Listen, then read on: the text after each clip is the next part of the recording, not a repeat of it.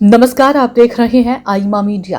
देश के 200 से अधिक रिटायर्ड जज, ब्यूरोक्रेट्स, पूर्व सैन्य अधिकारियों और राजनयिकों ने राहुल गांधी की तरफ से चुनाव आयोग पर लगाए गए गंभीर आरोपों को लेकर सख्त ऐतराज जताया।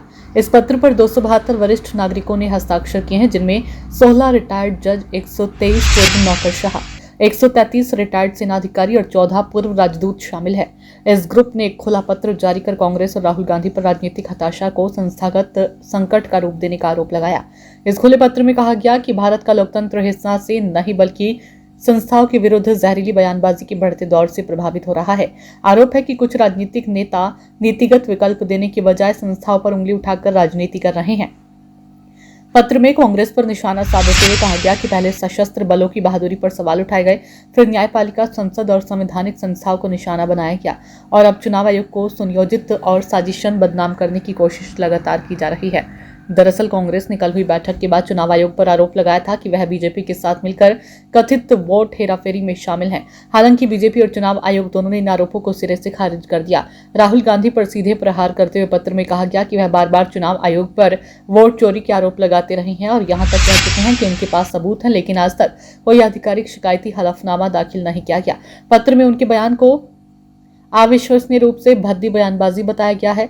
पत्र का कहना है कि कांग्रेस और अन्य दलों के कई नेता, वाम समर्थित स्वयंसेवी संस्थाएं, कुछ अकेडमिक और चर्चा में बने रहने वाले लोग भी इसी तरह की आक्रामक बयानबाजी कर रहे हैं। लेकिन चुनाव आयोग अपने एसआईआर मॉडल की पद्धति सार्वजनिक कर चुका है। न्यायालय की निगरानी में सत्यापन हुआ है और पात्र मतदाताओं को जोड़ने व अपात्रों को हटाने की प्रक्रिया पारदर्शी तरीके से की गई है। ऐसे में ये आरोप है सिर्फ राजनीतिक हताशा को संस्थागत संकट का रूप देने का प्रयास लगता है। इस ग्रुप समूह ने कांग्रेस नेताओं के रवैये को निष्प्रभावी क्रोध बताया, यानी लगातार चुनावी हार और जनता से दूरी का गुस्सा, जिसकी भरपाई संस्थाओं पर हमला कर पूरी की जा रही है। पत्र में कहा गया कि जब विपक्षी दल कुछ राज्यों में जीतते हैं तो चुनाव आयोग पर कोई सवाल नहीं उठता, लेकिन जहां हार मिलती है वहां चुनाव आयोग को दोषी ठहराया जाने लगता है। ये चयनात्मक आक्रोश राजनीतिक अवसरवाद का प्रमाण है। पत्र में पूर्व मुख्य चुनाव आयुक्त टीएन शेषन और एन गोपाल स्वामी का हवाला देते हुए कहा गया कि इन अधिकारियों ने चुनाव आयोग की साख और ताकत को नई ऊंचाई दी थी। ऐसे में आज जरूरत है कि जनता और सिविल सोसाइटी चुनाव आयोग के साथ खड़ी हो।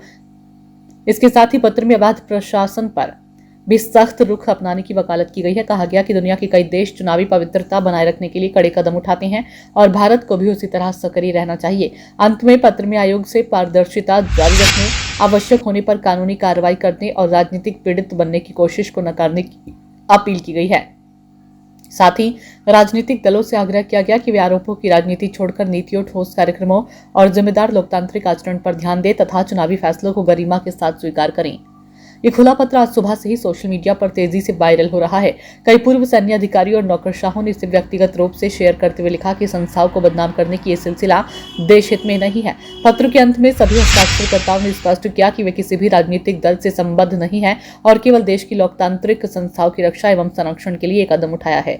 आईमा मीडिया को यदि आप यूट्यूब पर देख रहे हैं तो कृपया सब्सक्राइब करें, सोशल मीडिया या फेसबुक पर देख रहे हैं तो फॉलो करें और हाँ, कमेंट बॉक्स में हमें अपनी राय अवश्य दें।